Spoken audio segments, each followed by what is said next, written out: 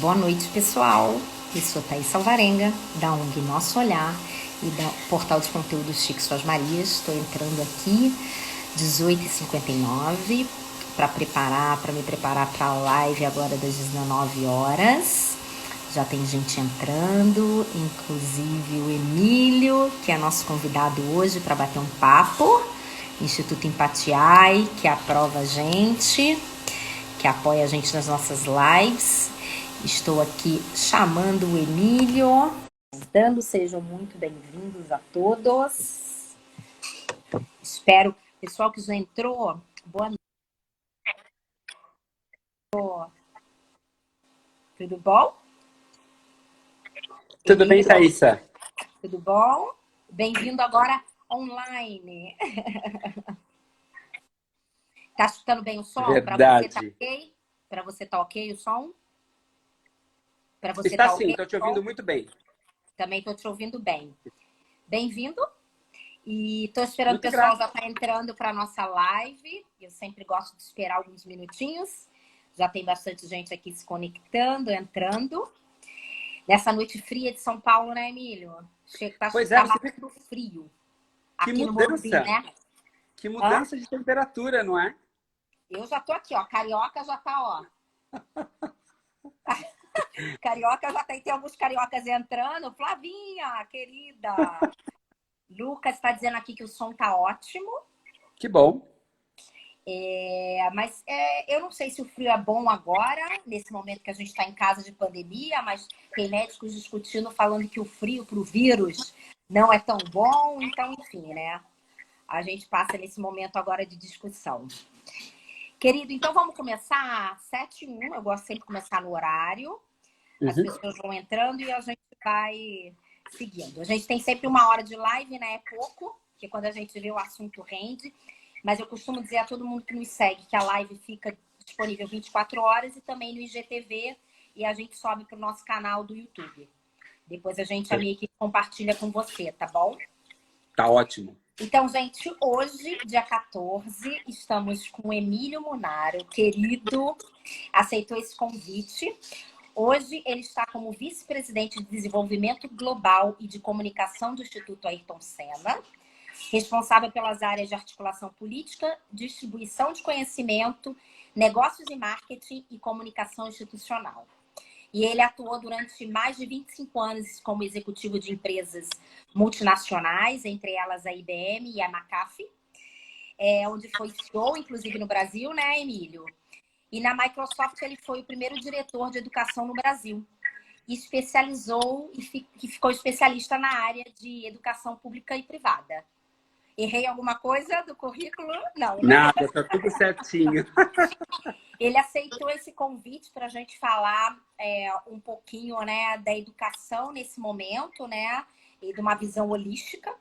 E eu começo abrindo com uma pergunta de o que estamos vivendo, Emílio. Isso é um filme? Um teatro? É verdade? Não é verdade? Acho que essa é a primeira pergunta que a gente tem a abrir nossa live para a gente seguir com esse assunto educação, que é tão a gente que tem discutido desde a educação dentro de casa, a educação escolar. Então, abro com essa pergunta e te passo a palavra. Gratidão mais uma vez. Thaísa, sou eu quem agradece antes de tudo. É um prazer estar aqui com você e com as pessoas que te seguem aqui no canal. Esse canal que eu também sigo, né? Obrigada. O Chico e Suas Marias é um canal fantástico, um canal que acolhe, né? Independente de qualquer coisa. Eu acho que nesse momento é essa palavra que nós temos que ouvir muito mais, acolhimento, né? E parece, como você disse, nós estamos num filme, e naqueles filmes intermináveis. Sabe aqueles filmes que você começa a assistir, eles têm 1h30, 2 horas, 2h30, 3 horas, 4 horas, sem um intervalo, sem uma interrupção. E é isso que, de fato, a gente está vivendo. No fundo, Thaísa, nós estamos vivendo algo sem precedentes na história da humanidade, não é? Porque, apesar de nós termos tido uma situação com a gripe espanhola, não é, no século passado, ela não se compara ao nível e à velocidade que nós temos tratado esse desafio que o Covid-19 nos trouxe hoje em dia, não é? E uma reflexão que nos cabe nesse momento é o seguinte: Será que, de fato, a gente vai voltar a uma normalidade? Será que nós vamos voltar para uma normalidade daquilo que nós vivemos hoje? O ponto é que o sentimento é que fora instaurado, nesse momento aqui na nossa vida, a imprevisibilidade. E essa imprevisibilidade, ela se instaurou como algo que vai ser permanente na nossa vida de agora em diante.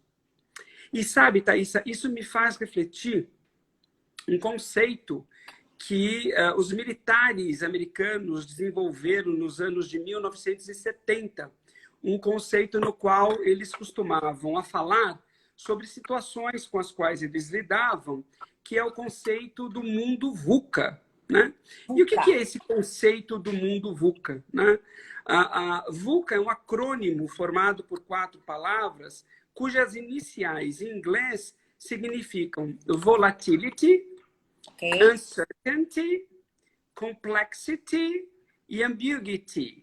Então, seria, no nosso caso, no português, né, um mundo onde você tem uma alta volatilidade, uma alta incerteza, uma alta complexidade e uma alta ambiguidade, que é o que a gente está vivendo efetivamente agora. Nós não estamos vivendo uma situação onde você consiga tomar uma decisão ou outra. Você precisa trazer para o seu campo intelectual, o seu campo de consciência, uma série de situações que nós vamos ter que aprender a conviver com elas e debater a respeito. Como, por exemplo? Então, como por exemplo, o que é mais importante para nós agora? É nós preservarmos vidas ou nós preservarmos a economia? Olharmos para o lado macroeconômico do país, não é? Ou do mundo. Veja, ambas estão corretas. Não existe aqui a resposta isso ou aquilo. É isso e aquilo. Exatamente. E isso acontece, Thaisa, porque o nosso cérebro, ele se acostuma com algo muito mais fácil. Então, é muito mais fácil para o nosso cérebro ele se acostumar com a dualidade. É muito mais fácil você pensar no preto e o branco, no socialismo versus o capitalismo, você falar da direita contra a esquerda e assim por diante. Então, é muito mais fácil para o nosso cérebro, em nível de raciocínio, você simplificar as coisas. Você trazer a simplificação das coisas para um ringue. É como se fosse um ringue, né? Onde pessoas estão lutando e aí eu quero que a minha opinião sobressaia sobre a sua e aí eu ponho a sua opinião para fora do meu ringue. Né? Eu não levo em consideração a sua opinião. Portanto, é a minha vitória ou a sua. E nesse momento que a gente está vivendo, não dá para nós pensarmos mais em algo binário, em dizer isso ou aquilo. Nós teremos que refletir e dialogar para isso e aquilo, e aquilo, e aquilo. Então, por exemplo, se você me traz, mas Emílio, o porquê que a gente faz isso? Porque a tendência é você simplificar a realidade. Né? Então, na hora que eu simplifico a realidade, é mais fácil para eu tomar uma decisão. Se eu tiver que escolher, né, entre tomar um vinho ou uma água, eu vou escolher entre uma e outra. Agora, não. Agora, você precisa levar uma série de outras considerações. Então, por exemplo, é importante preservar a vida? Sim, é claro que é importante preservar a vida. Mas, ao mesmo tempo, será importante também olhar pelo desenvolvimento econômico do nosso país, do mundo como um todo. Porque pessoas talvez não morram da Covid-19, mas vão morrer de outros aspectos em relação à miséria que a situação macroeconômica paralisada pode gerar. Então, nós vamos precisar, nesse momento, ter uma reflexão muito mais holística, não é? E olhar o que é que nós temos que fazer. Olhar pela vida humana, sim, mas começar a perceber que existem grupos que poderiam, não é, passar por testagem de alta escala e, a partir da testagem, nós iniciarmos aí um movimento de retorno às atividades. Por quê? Porque nós vamos precisar dar continuidade para algo que vai além daquilo que nós vivemos hoje em dia. Tem bastante gente agora entrando. Sejam bem-vindos a todos. A gente está conversando com Emílio Munaro. Quem está entrando agora, sejam bem-vindos. Muito boa noite. A Yara colocou que os opostos se complementam formando um todo medido pela discórdia. E a Yara está correta. Yara, você está correta, porque veja só, os opostos agora, eles vão ter que se falar. Uma série de atribuições vão ter que acontecer. E essa série, nós vamos falar um pouco mais aqui no final da nossa live, não é, da importância de você estar preparado socioemocionalmente para aquilo que nós estamos vivendo. E aí, quando a gente fala em socioemocional, né, a primeira palavra que nos vem hoje em dia é a solidariedade. Todo mundo está muito solidário hoje em dia, e isso é muito bom. A reflexão, né? É reflexão individual para o coletivo. Para o coletivo, exatamente. Vários assuntos.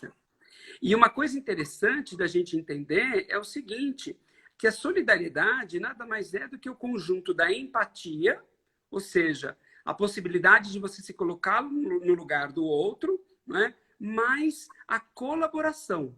Como é que eu trago a cooperação para esse momento? Então, hoje, quando você vê uma série de empresários fazendo doações, permitindo, né, que alimentos cheguem nas comunidades mais vulneráveis, isso é muito importante. É realmente a solidariedade da empatia mais a colaboração. Mas, como a Yara disse, isso só não vai bastar. A gente vai precisar estabelecer confiança.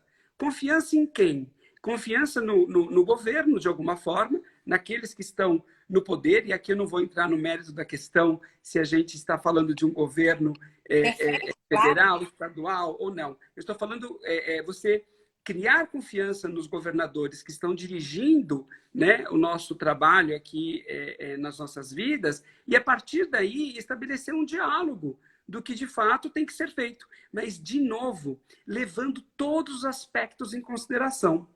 Você sabe que tem mais um ponto, Thaísa, que é assim. Toda vez que nós temos uma situação conflitante, não é? Existe uma tendência de você anular uma delas, né? Fazendo com que a outra prevaleça. Só que quando você desqualifica uma situação, né? Você pressiona, você oprime essa outra situação. É como se você estivesse numa luta, num ringue, né? Você joga para fora o seu opositor. Só que ao você fazer esse ato, né, de oprimi-lo, você dá força para o seu opressor. É como se fosse uma mola. Você aperta essa mola até que ela volta com toda a velocidade. Então, o que é que nós estamos vivendo hoje? Essa foi a sua pergunta. O que é que nós estamos vivendo hoje? Hoje nós estamos vivendo uma queda de braço entre a economia, não é? E a natureza, o meio ambiente, que foi negligenciado durante anos, séculos a fio. A natureza, o meio ambiente, o vírus, nada mais é do que a manifestação dessa natureza a qual nós negligenciamos. E eu faço um paralelo, não te interrompendo. O vírus é invisível. Existem tantas coisas que a gente vive invisivelmente na sociedade, como quebras de paradigmas e vivendo a minha vida com rótulo de família típica, né? O rótulo das deficiências, da deficiência intelectual. Então, olha como o poder de uma coisa invisível traz à tona, e eu vou te fazendo provocações para seguir a linha do raciocínio, trazendo à tona a família núcleo, a competência que você tem que trabalhar socioeconômica na vida das pessoas, né? Nesse duelo que se tem, né? Do invisível. E que nos provoca, e que está nos colocando nessa situação, e como você disse, Thaísa, numa situação sem precedentes. Porque pela primeira vez não existe mais a diferença de cor, de sexo, de classe social. O vírus ele atinge o homem, a mulher, independente da sua sexualidade, o homossexual, o heterossexual, independente de raça, ele atinge os asiáticos, ele atinge os ameríndios, ele atinge todo mundo.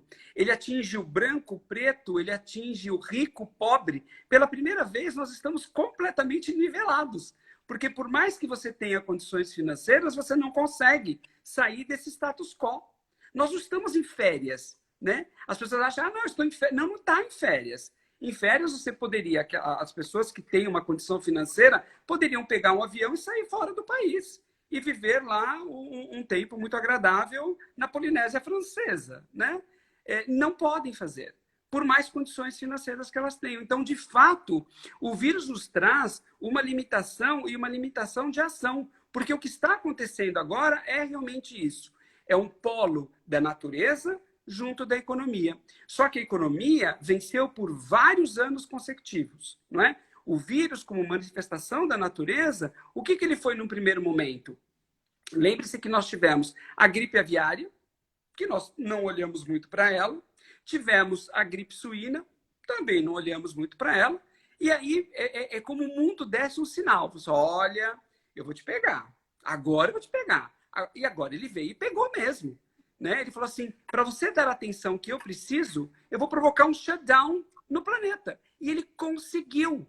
Pela primeira vez na vida, a natureza, o meio ambiente, fez um shutdown completo no mundo. Não é em São Paulo, não é no estado, não é no país, é no planeta. E é essa reflexão que a gente tem que trazer para esse nosso consciência. Eu vou falar da reflexão, muita gente entrando, dando oi. A Kátia falou que você é um chefe querido. Às vezes eu não consigo identificar o nome das pessoas, que o arroba aqui do Instagram, então às vezes não conecta com o nome. Sejam bem-vindos. E algumas perguntas estão surgindo, que eu vou ler. E eu queria colocar mais um desafio de uma pergunta, né? Como que a gente está vivendo essa pandemia e educação com esse viés, né? Trazendo a família. Uma outra pergunta, né? A gente está vivendo o ensino, o EAD ou o ensino remoto? E aí eu faço um paralelo aqui, eu vou baixar aqui e trazer as perguntas. Espera aí. Eu sou meio... Deixa eu puxar aqui, pessoal, só um minutinho. E aí a gente vê aqui a Flávia perguntando se você acredita que os valores mudarão desde a infância até a fase adulta. E eu vou ler mais uma outra pergunta aqui da outra Flávia, da Corte Noves. Será que esses novos valores entrarão definitivamente no conteúdo das escolas, além de conteúdos e de matérias? Então, eu acho que a gente entra com reflexões, Emílio, agora, realmente, do que toda essa introdução que você falou, e hoje de manhã, quando eu gosto sempre de conversar com as pessoas aqui, convidadas para bater um papo, você levou lá a época do iluminismo. Então, eu queria que você começasse a narrar e a trazer isso tudo, esse filme real, né? Não é uma ficção, é uma realidade, para esse mundo da educação, trazendo esses questionamentos. Pode ser? Claro, claro. Eu vou fazer a resposta a essas perguntas, mas eu vou fazer essa linha do tempo só para a gente poder puxar isso, né? Então, vamos lá. O que é mais importante a gente discutir? Puxa vida, Emília, a educação que a gente está passando por isso, como é que ela vai ser impactada, né? Então, vamos lá. Como é que a educação surgiu? A educação da forma que nós conhecemos hoje. Então, em primeiro lugar, a gente precisa voltar aí, né? Mais de 10 séculos atrás, quando nós tínhamos na época da Idade Média.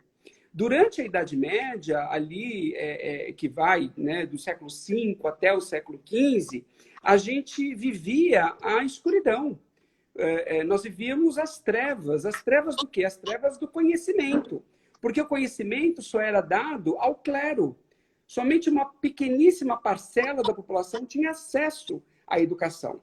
Portanto, quando você vê ali o século XVII, o século XVIII, com a vinda, a chegada do iluminismo, o que o iluminismo traz? Ele traz a luz. A luz ao conhecimento. Então, a luz em oposição à treva, né? E conhecimento aí, leva à reflexão.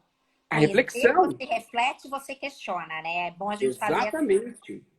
Você faz uma expansão de consciência. Então, exatamente. Quando o iluminismo ele se instaura, né, no século XVIII, ele tem como missão o quê? Dar luz a todo aquele conhecimento que fora negado a toda a humanidade durante 10 séculos que nós passamos ali, né, mais de 1000 anos, sob o domínio da Idade Média. E aí nascem o quê? As ciências exatas, nascem tudo que as ciências nos traz, com base em evidências científicas e tudo. E é o que nos traz até hoje aqui. Por exemplo, essa tecnologia que nós estamos utilizando hoje, ela só foi possível por causa disso. Porque o iluminismo, ele trouxe todo um acesso, um arcabouço de informação lógica que nos levava efetivamente aonde nós estamos aqui. No entanto, o que é que ficou faltando? Ficou faltando o outro lado, né? Ficou faltando o lado humano das pessoas, que a gente acabou esquecendo um pouquinho. A gente esqueceu de olhar pelo lado complementar desse ser humano. A pergunta que ela nos faz, né? Será que a escola vai continuar? Hoje, a escola nos prepara para quê? Para o desenvolvimento cognitivo. É você aprender a ler, a escrever, a fazer contas, é você aprender. O iluminismo trouxe a escola de uma forma tão segmentada que a gente não consegue falar hoje sobre aprendizado por projeto. Né? Tudo na escola é separado. Né? Tanto que você tem a disciplina de química, física, matemática, biologia, você não tem ela integrada. Nós perdemos, de fato, a noção do todo. Nós perdemos a noção do sistêmico. A vida não é sistêmica. Você não pode deixar de ser quem você é, os conhecimentos que você tem, na hora de tomar uma decisão. Você leva em consideração tanto os seus aspectos cognitivos, quanto também os seus aspectos sociais, emocionais e éticos. Então, toda decisão, ela deve ser feita de uma forma sistêmica, holística, e não de uma forma ou de outra. Então, quando os pais me perguntam aqui, esses valores, como é que eles vão se perceber? De fato, a educação vai ter que se reformular. Nós vamos ter que preparar o jovem para o século XXI. Mas que século XXI é esse? Esse século que a gente está vivendo agora. Um século totalmente volátil, incerto, complexo e ambíguo. E a pergunta é, será que nossos alunos hoje estão sendo preparados para essa realidade? Será que a gente consegue colocar, através de todas as grades, olha só, grade curricular, né? Grade, olha, a gente aprisiona o conhecimento. O conhecimento não deve ser aprisionado, ele é livre, ele deveria ser livre, poderia permitir que as pessoas entrassem e saíssem desse conhecimento sem a necessidade de estar ali. Olha, começo estudando matemática aqui, e quando você entra na disciplina de matemática, por exemplo, você tem as diferentes matérias, né? Você tem fatoração, você Sim. tem números compostos, você tem uma série de outros atributos. Então, não dá mais para a gente viver essa vida toda compartimentada. Nós precisamos, de fato, resgatar esse outro lado, que é o lado humano. Quando a gente olha para uma criança hoje, imagine como é que você vai explicar para o seu filho, né, que ele não pode sair de casa, que ele não pode conviver com outras pessoas nesse momento. Será que ele está preparado para entender isso? Será que hoje a escola tem elementos que levem a essa preparação? Será que a gente consegue preparar? Essa é a pergunta. Mas, Emília, será que a gente consegue preparar? Consegue. Só uma informação importante para todo mundo. Da mesma forma que a gente vai para a academia para desenvolver um bíceps ou um tríceps, não é? Ou as mulheres que gostam de fazer pernas e glúteos, né? Você consegue desenvolver também habilidades e competências socioemocionais. A ciência nos diz isso. A ciência nos diz que as competências socioemocionais, elas não são inatas, elas não nascem com você. Você as adquire ou você pode aprendê-las. Então você quer dizer que é possível me tornar uma pessoa tolerante? É possível, sim. É possível me tornar uma pessoa com colaboração, com empatia, com foco, com resistência. É possível desenvolver responsabilidade? É possível, sim. Hoje, a educação tem trazido isso, de alguma forma, atrelado a conteúdos. Mas a educação do século XXI, aquilo que a gente chama de educação integral, ela olha o aluno em todas as suas vertentes, né, em todas as suas dimensões, e você consegue, sim, dar uma aula para o aluno de empatia, uma aula de tolerância, uma aula de foco, de responsabilidade. E o mais importante, Thaísa, hoje você consegue medir. Nós temos instrumentos que medem como é que essas habilidades estão e são constituídas em você. E como é que você pode, numa curva, né, fazer que isso efetivamente seja desenvolvido. Eu queria trazer um paralelo, que é muito para as pessoas que continuam entrando, fazendo algumas colocações, que eu vou ler na sequência, para a minha vida do Chico e das Marias, Maria Clara e Maria Antônia, até porque hoje a gente está na nossa plataforma de conteúdo, que é livre, e todas as lives que eu tenho feito nesse momento de pandemia são falando, não olhando para a deficiência, né? Para esse mundo rotulado de que eu sou uma família atípica fora de um padrão. O que é padrão? Que é essa reflexão individual para o coletivo. E hoje, trabalhar essa educação aqui na minha casa, ela está sendo um novo aprendizado para mim.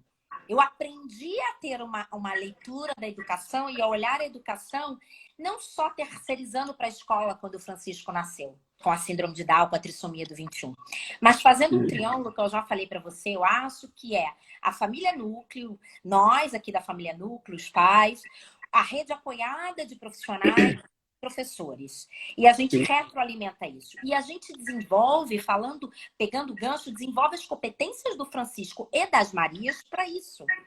Né? E exatamente, não existe essa quebra. E olha que louco, a gente defende, hoje a gente está vivendo um momento familiar, em que muitas pessoas estão vivendo hoje momentos que não viviam pela vida estressante, e ao mesmo tempo estão se questionando e trazendo o mundo online para dentro de casa. Ele está aproximando também essa família que se aproximou pela pandemia. E ao mesmo tempo a internet, o que a gente vem trazendo para a educação, que é trabalhar isso de forma sistêmica e olhar cada ser humano de uma única maneira. Eu uso óculos, eu tenho uma deficiência visual. Então eu trago para o paralelo isso para minha casa. Essa leitura, né? Do que é o ensino, do quão vai formar. O Francisco, com 6 anos, está no letramento, ele está falando super bem. E aí eu lembro uma conversa que eu tive com um neurologista aqui de São Paulo. Aí, o cérebro, ele é um grande músculo com muita gordura. E você, na primeira infância, trabalha isso com sinapses e inputs que você dá. E esse cérebro, esse grande músculo, ele se desenvolve, como você falou na academia. A primeira infância é tão importante para essa formação desse grande músculo que vai se tornar forte no futuro para trabalhar essas competências socioemocionais. E o grande... Pode falar. E tem um ponto, não, e tem um ponto importante, Thaisa, que os pais, a gente tem que entender a postura da família e a importância da família nesse processo de aprendizagem. Porque por muitos anos a gente acabou terceirizando isso, achando que a responsabilidade de educação dos nossos filhos, do ponto de vista cognitivo e socioemocional, é da escola, da professora, e não é. Essa responsabilidade é nossa, enquanto pai, enquanto mãe, enquanto educador, enquanto tio, enquanto tia. Os valores que colocaram a pergunta, eles são atribuídos por nós. Nós é que devemos, né, e teremos de passar esses valores para essas crianças. A escola é um grande ambiente de troca de experiência. Hoje a escola, ela é um laboratório da sociedade. Então, a ideia de você enviar o seu filho para a escola não é porque você tem uma professora que vai ficar cuidando dele e você vai poder trabalhar e está tudo certo. Não. Né? É claro que o aspecto profissional das mulheres e dos homens, ele é um aspecto importante na sua vida como um todo, mas ele não tem e não deve ser o acima da criação de um ser humano. E o seu filho é, sim, a coisa mais importante para você neste momento. E você terceirizar a educação dele para uma escola é muito imprudente. Porque cabe a você, enquanto mãe, enquanto pai, dar os exemplos que ele vai precisar para estabelecer na vida dele. E quando você enviar para a escola, você vai permitir que, através desse ensaio com a sociedade, ele possa também ver qual é o papel dele. Né? Aquilo que ele aprendeu, ele colocar em prática. Se ele realmente vai ser um garoto, uma garota, se ele vai ser uma criança, um jovem, que tem os seus valores constituídos desde a infância, através dos exemplos que foram recebidos pelo pai e pela mãe, e como é que eles vão levar isso adiante. Porque uma das coisas que a gente tem que ter, né, e eu sei que muitas vezes a gente resiste em falar isso, Mas as crianças, elas aprendem nos primeiros anos de vida pela imitação. Né? Sim, oh, Então, se o seu modelo, né? filho agride, é porque ele está sendo agredido. Né? Se ele não está com um bom comportamento, é porque ele está vendo algum exemplo que ele vai repetir. Então, eu acho que vai caber, né? Acho que cabe nesse momento uma reflexão, de fato, de pais e mães, de qual o papel deles. E educadores. De educadores, de fato que eles são. Né? Se Não tem interligando. como você pedir para o seu filho, né? Dizer, olha, mentir é feio. E toca-se o telefone, né? O pai atende e fala, é fulana, né? E a mãe fala que eu não tô. Ela está mentindo, né? Olha o exemplo, Ela está né? mentindo, né? Então, assim, não dá. É como hoje, né? Nós reclamamos de políticos sobre posturas deles e tudo mais, mas muitos de nós acabam cometendo alguns deslizes que também não deveriam ser aceitos. Eu me lembro uma vez que eu estava numa conversa com um profissional e ele estava criticando o governo, porque na política só tem ladrões, ladrões, ladrões. E aí, quando chegou numa situação do táxi, né, na hora de descer, ele falou, eu vou pagar tal. E deu R$30. Ele falou, você me dá um recibo de 50? Aí nós descemos do carro e falei, espera aí, como assim? Né? Você foi a primeira pessoa que reclamou da postura de um político em relação à sua honestidade, e você acabou de dar um exemplo. Não, imagina, mas R$20 não tem. Não existe. O fato é o mesmo, Thaisa. O fato é o mesmo. Exemplo. Você está corrompendo, não importa se 10, R$20 ou 20 milhões de dólares. O fato é o mesmo. O que nós temos que nos colocar é como exemplo daquilo que a gente quer. Sabe tem uma expressão em inglês que diz assim, walk the talk. Ou seja, é você fazer aquilo que exatamente você acredita. Entendeu? Porque não adianta você falar uma coisa e fazer outra. Então, o exemplo vai ser muito necessitado nessa hora. Eu quero trazer um exemplo e voltar para o assunto EAD, ensino à distância, dar boa noite para mais gente que está entrando, tem algumas perguntas. Eu queria só dizer um exemplo aqui, não vou citar nomes.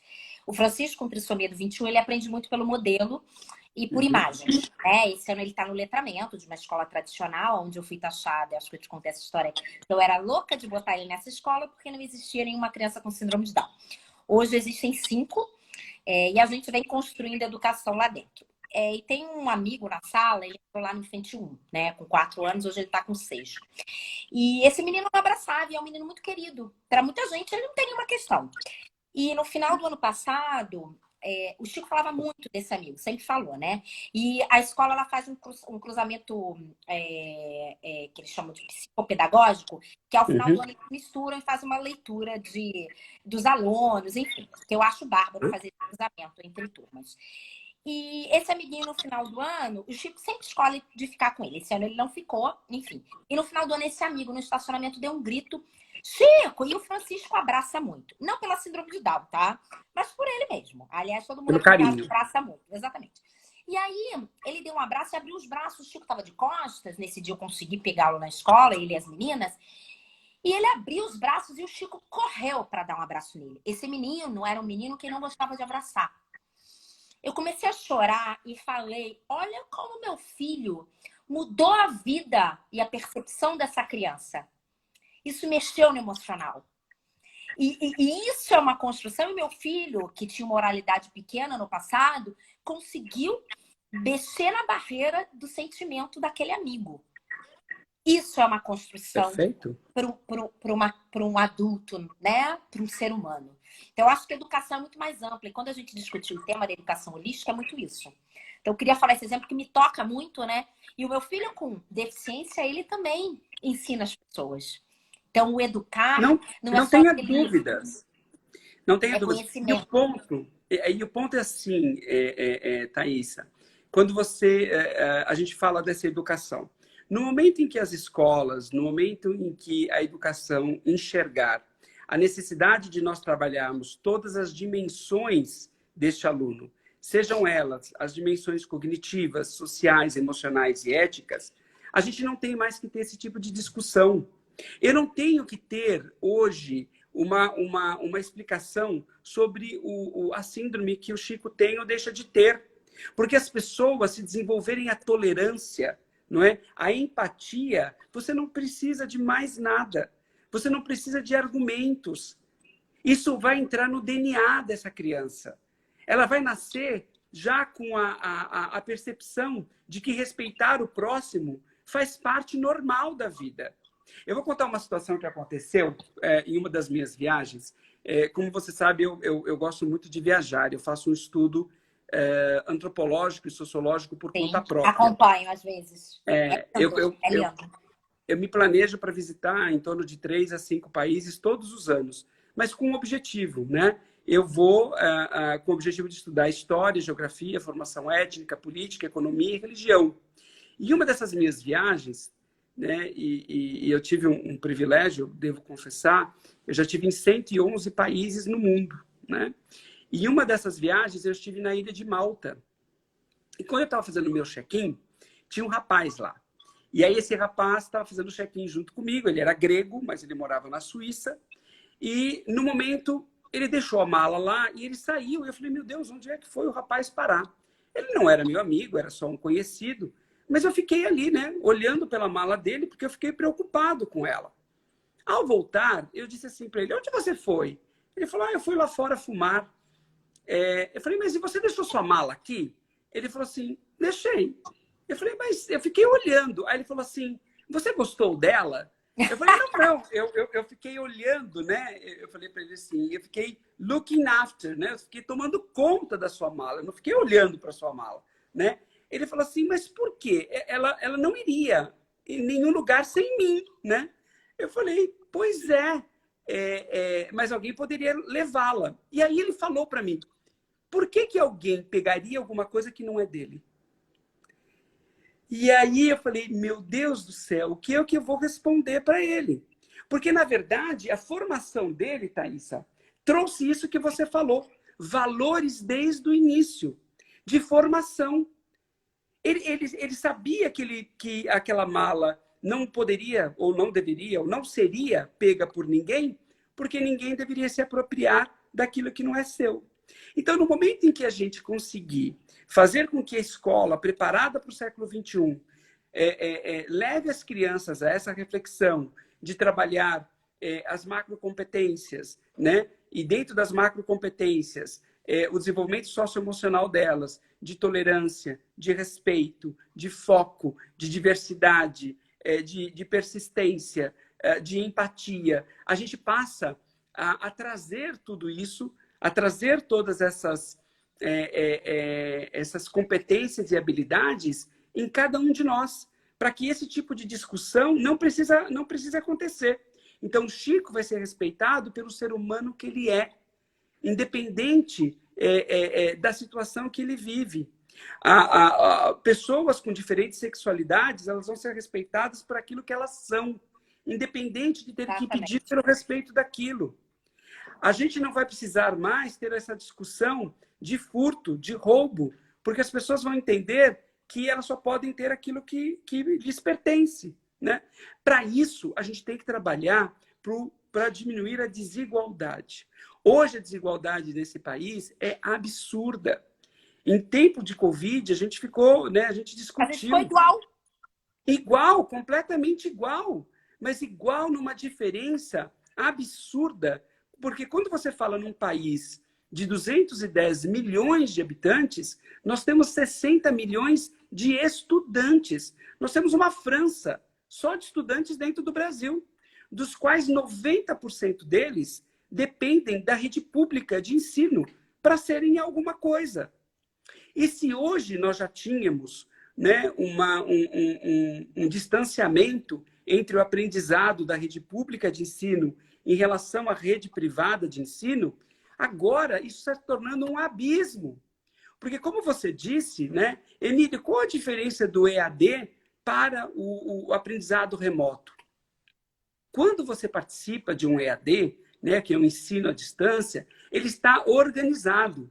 A matriz daquele curso que você está fazendo está organizada, as aulas foram pensadas, elas foram planejadas, elas foram executadas dentro de um tempo previsto, os conteúdos foram pensados para aquele meio o qual a transmissão está acontecendo e, o mais importante, você consegue avaliar Isso se que eu o ia falar, você aluno consegue está... mensurar, né? Você tem uma formatação Exatamente. online, mas você mensura. E eu sei que o Instituto Ayrton Senna, tive o privilégio de conhecer, estava começando aí um trabalho dentro do ensino público, né? E dentro Uhum. dessa discussão. E você imagina hoje o quão é rico a família, mesmo que de forma, como você falou, essa força acontecendo, de forma forçada, está podendo também participar. Isso é muito rico. A gente tem É que muito olhar rico. também de um outro ângulo, né? Batemos 40 minutos de live, só para pontuar. Então, eu queria entrar nesse viés realmente da educação, até no teu Tá? conhecimento, né, como Uhum. especialista de público-privado. E a ideia, Emília, eu queria colocar é que a gente não tenha... Falar de escola inclusiva, isso é um dogma, né? O que é escola inclusiva? Eu costumo dizer, não, temos que falar de escolas não de não excluir, né? Não exclusivas. Exatamente. Não Então, exclusivas.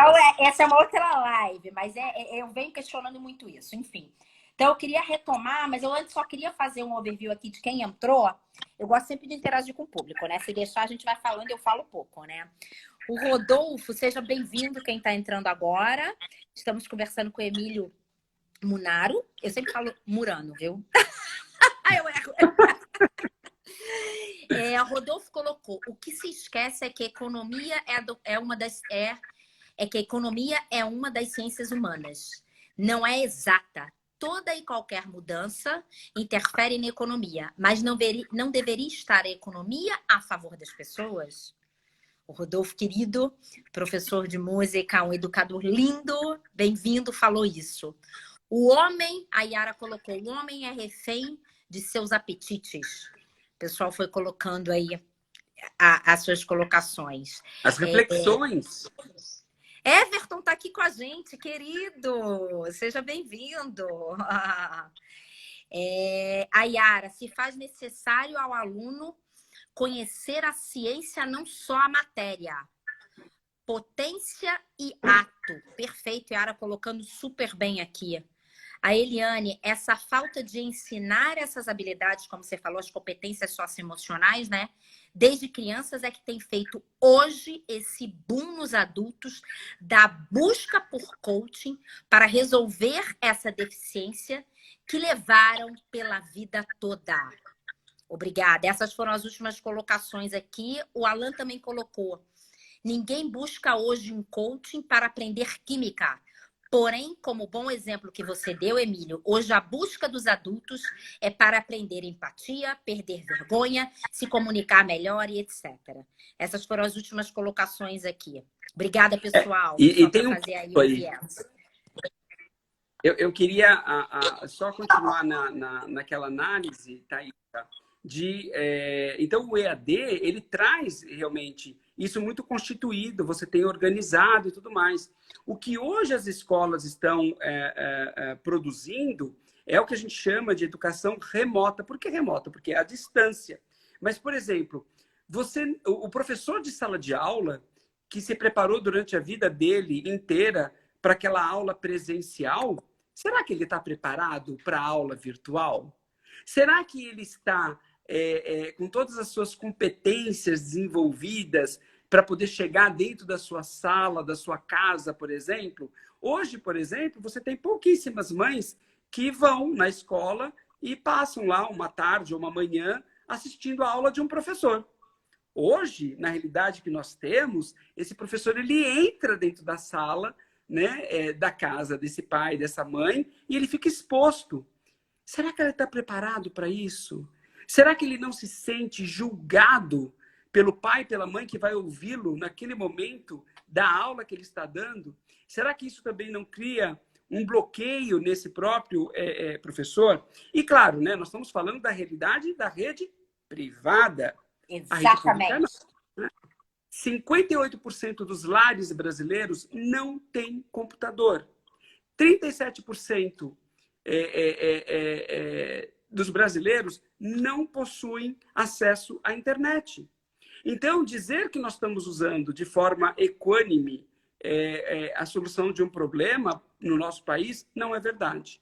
Infelizmente, nós carecemos de uma política pública que enxergue o todo e que possibilite que todos pudessem ter minimamente acesso à tecnologia para que esse aprendizado acontecesse em sala de aula. Isso sem falar que, na situação da educação pública, muitos alunos vão para as escolas não só para o seu aprendizado, mas pela merenda, porque eles não têm condições de comer, né? Então, eu acho que, de fato, nós vamos ter que olhar com outro olhar. Nós, que somos privilegiados, e nós somos, nós temos que agradecer a Deus pelo privilégio. Todos os senhores que estão aqui comigo, que entraram nessa live, só puderam entrar porque os senhores têm condição de ter um equipamento e de uma internet de banda larga para nós podermos falar minimamente de 4G, não é verdade? Exatamente. Todas as pessoas que não têm essa condição, infelizmente, não estão aqui conosco. E aí a gente vai precisar, sim, desenvolver uma empatia tamanha para poder promover uma mudança na política pública educacional brasileira para que dê a chance aos alunos da rede pública também se equipararem aos mesmos direitos que os alunos da rede privada desenvolveram durante todo esse período. E eu costumo dizer, né? E hoje eu tenho a certeza de quando a gente fala aí de mobilização e educação, e eu falo de educação na sociedade, de aprendizado, né? Ninguém nasceu aprendendo. As competências vão se formando, como a gente está falando em toda a live. E hoje eu tenho a certeza de que somos únicos e cada um realmente é diferente. E eu acho que a gente está tendo uma revisão e uma reflexão tão grande de aprendizado como ser humano, em você aprender e gerar competências e melhorar competências e aprender muito grande, né? Eu tenho certeza que as escolas vão mudar, como o mundo mudou, né, Emílio? E falar de educação é muito importante, né? Eu vejo mães que se preocupam e me ligam e falam, Thaísa, como é que você está conseguindo lidar com os 3? Claro, eu tenho foco para o Chico que está no letramento, que tem uma deficiência, mas eu falo para as mães, o seu filho está aprendendo a qualquer momento. Essa plasticidade cerebral... Exatamente. Ele aprende. Ah, mas ele está muito tempo no computador, ok, isso estressa. Mas é a forma do ensino remoto que hoje a gente tem que estar vivendo, né? Eu acho que essa educação holística é toda essa composição, né, Emílio?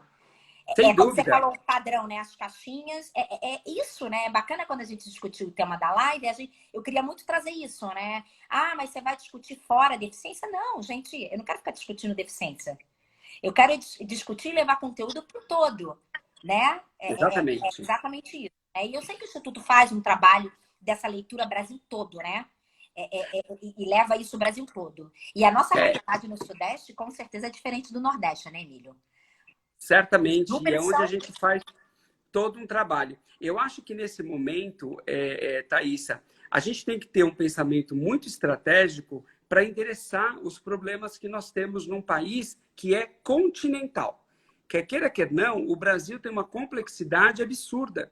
Nós temos 26 estados, mais o Distrito Federal, e 5.575 municípios, não é? Que, bem ou mal, eles têm que abarcar aí esses 53 milhões de estudantes que estão na educação básica. Educação básica no Brasil vai desde a educação do ensino infantil até o ensino médio, né? Então, a gente vai ter que pensar de como resolver. Então, a primeira coisa que a gente tem que imaginar no setor privado, o setor privado já está minimamente organizado e está dando continuidade a isso. No entanto, o setor público ainda não. Nós estamos carecendo, né, de uma visão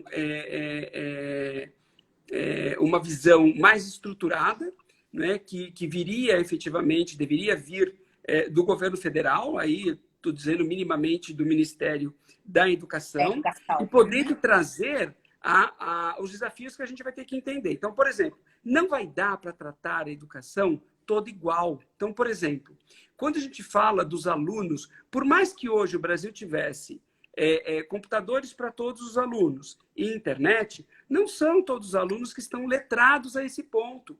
Portanto, nossos alunos do anos iniciais, ou seja, aquilo que a gente chama de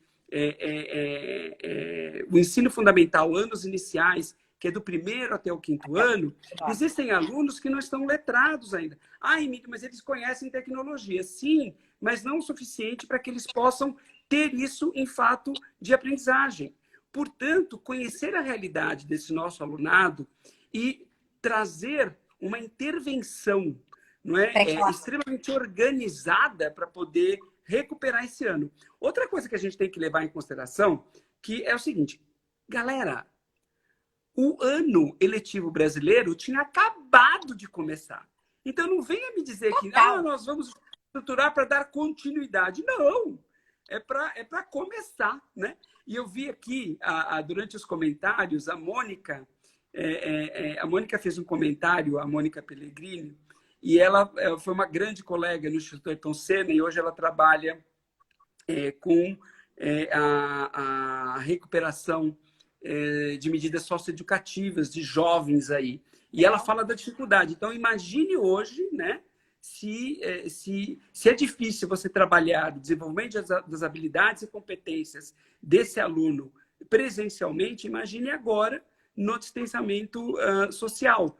Imagine a dificuldade que ela deve estar tendo para garantir um aprendizado para este aluno. Então, de fato, Thaisa, nós temos vários desafios, mas que uma grande solução não vai resolver. Não existe uma bala de prata. Não vai existir a bala de prata que vai resolver todos os problemas a todo momento. Nós vamos precisar entender qual o momento que passamos na educação pública e privada. Na pública, a gente separar os segmentos de cada um desses alunos. Perfeito. E, em seguida, a gente atender as dinâmicas das necessidades de cada um deles, né, por entender, por uma avaliação diagnóstica do que eles estão passando e, de fato, fazer um chamamento.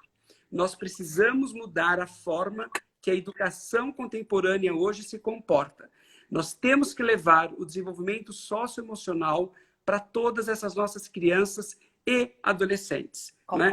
O Instituto Ayrton Senna tomou uma medida radical para aqueles que nos conhecem. Você, por exemplo, que já esteve conosco lá diversas vezes, o Instituto sempre teve, né, nós sempre fomos um centro de inovação baseado em evidência científica para a formação humana. E nós escolhemos a educação como uma forma de entrega da formação humana, já vista 1/3 da população está nas escolas públicas e privadas do país.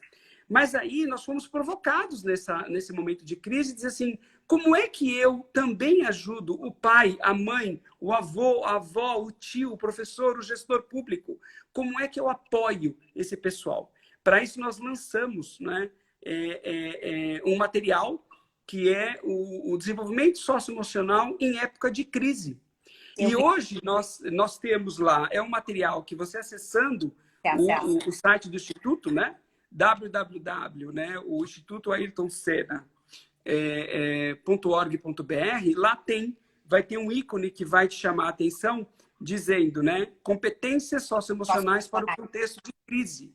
E lá a gente criou não só a contextualização, mas uma coisa super legal. Por exemplo, se você me pergunta, Emílio, quais são as competências que hoje eu deveria ter e que me ajudariam a passar por esse momento delicado da minha vida? Empatia, responsabilidade, tolerância ao estresse, foco e resiliência e criatividade. Muita criatividade. Muita criatividade. Você conhece o programa do Ministério da Cidadania que chama Família Feliz? Sim. Eu estava no evento ano passado da Pais e Filhos, falando de maternidade, e o quão é importante você trabalhar, né? Como eu falei, né? A gente falou um pouquinho no começo da live, essa questão das sinapses na formação da primeira infância, o quão é importante você trazer a família para isso. E mais uma vez eu quero frisar esse momento que a gente está vivendo, mesmo que seja com ensino remoto e não EAD, né? Que você já explicou belamente a diferença, mas como isso vai fazer a diferença na vida das crianças. E eu falo para as mães, não se preocupem. E eu uso como modelo, eu não gosto de comparar o Chico, você sabe disso. Até separar de Chico e suas Marias, claro. ONG, você sabe, a gente já conversou um pouco. Mas como eu uso de exemplo, o quão aprendizado é importante nas adaptações de você e os pais estão enxergando isso.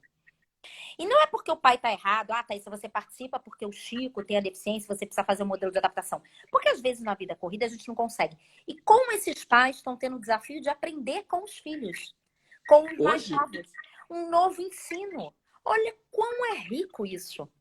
Como a gente tem que olhar essa riqueza, entendeu, Emílio? Eu acho que a gente tem que olhar pelo copo cheio. A oportunidade que essa situação, que a natureza, que o meio ambiente nos provocou através do Covid-19, dos aprendizados que a gente tem. Porque, na verdade, Thaís, eu preciso te fazer uma pergunta íntima. Há quantos anos você está casada? Farei 10 anos ano que vem. 10 anos. Você está casada há 10 anos e tem 2 filhos. 3. 3. As Marias e o Chico. Isso. Francisco, Maria Clara e Maria Antônia. Para todo mundo que não me conhece, o Chico tem 6 anos. Ele é o mais velho. Não conta a minha idade. Thaísa, qual a sua formação de base? O que você estudou? Publicidade e propaganda. Minha graduação de base. Maravilha. Então, agora você vai responder minha pergunta. O que você acha que fez você manter-se num casamento de 10 anos com o mesmo homem, tendo 3 filhos, criando-os, inclusive o Chico, essa beleza rara. Tem um abraço gostoso que você já ganhou. Né? Que presenteia a sua vida. Foi a sua formação sólida do ensino médio? Foi a sua formação cognitiva de publicidade e propaganda? Foram os cursos que você foi fazer aqui ou fora do país? Ou foi a sua capacidade de tolerância, de resiliência, de persistência, criatividade, de empatia e muita criatividade? Muita. Exatamente. A empatia, então, e eu na minha vida, quando cheguei aqui em São Paulo há 7 anos, que descobri que o Chico tinha síndrome de Down na barriga e cardiopatia congênita, eu vi o quão é importante a empatia. A discussão não é essa. Mas o quão é importante. E hoje, uma das questões da ONG, do portal de conteúdo, é isso. É disseminar isso, esse conteúdo. É isso aí. E o quão é importante essa competência socioeconômica. E eu vou desafiar, não sei quem está na nossa live, com todo respeito, que o Instituto Ayrton Senna mostra essa mudança na educação do Brasil. Não só, Emílio, desculpa que eu vou colocar, não só no ensino público, mas no privado também. A todas as famílias pedem por isso, Emílio. Eu estou dentro de uma escola particular tradicional de São Paulo e as famílias pedem isso. As famílias querem esse chamamento para o aprendizado. E eu desafio o Instituto Ayrton Senna, quem sabe, de pensar junto. É um desafio. Nessa mudança, nesse filme, que foi a pergunta que a gente abriu a live. A gente está chegando a 7h56, 4 minutos. Então, vamos deixar esse desafio, Emílio.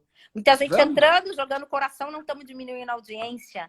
É isso. Muitas perguntas, muitos desafios. As lives que eu faço são para essas reflexões. E trazer uma pessoa que tem sua bagagem de conhecimento, de cultura, né? Que você se planeja para isso, né? A gente falou sobre isso. O ser humano pode tudo ser planejado. A gente sabe, não está discutindo aqui política nem economia. Mas vamos planejar isso. Vamos planejar o ensino, a educação. Vamos planejar, vamos pensar nas competências socioemocionais nesse contexto de mudança. O mundo já mudou. Se eu pudesse finalizar aqui a nossa live, deixando uma mensagem para os pais que estão aí nas suas casas, educadores e tudo mais. Não é um momento fácil, eu sei que não é. Esse momento não vai voltar à sua total normalidade como nós a conhecíamos. Isso já foi instaurado, né? A mudança agora será uma grande constante. O que nós precisamos é aprender a lidar com essa nova realidade. E é possível aprender? É possível aprender, sim. Se vocês tiverem que levar uma única mensagem dessa live de hoje, é a seguinte: acreditem nesses pequenos, nesses jovens que estão ao lado de vocês. Olhem nos olhinhos deles e diz: eu acredito em você. Você pode tudo nessa vida.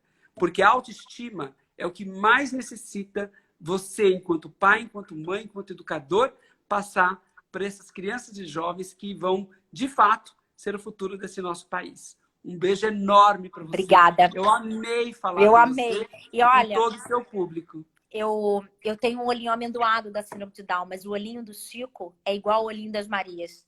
Só muda o fenótipo. Esse olhinho é de aprendizado. São todos iguais. E o mundo está mostrando isso. Obrigada, gente. Eu sei que não dá para ler todas as perguntas na nossa live. Depois a gente pode falar. O Emílio queria fazer um Zoom para mostrar dados. Ele é super acadêmico, lindo. Ele faz estudos lindos. A gente pode provocar quem sabe fazer. A gente achou melhor fazer pela live. Eu sabia que ele queria